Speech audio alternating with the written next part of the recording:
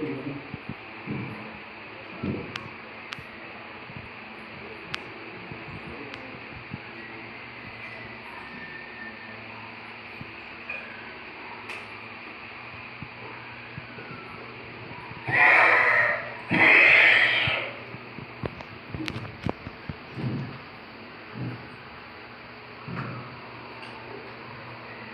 salamat sa inyo lahat. Nandito tayo sa itong linggo ito. At kahit bago ay nandito pa rin kayo.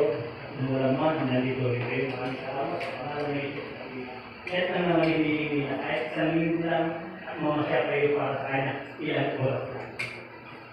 Amen? Dahil ang kailangan ng Ama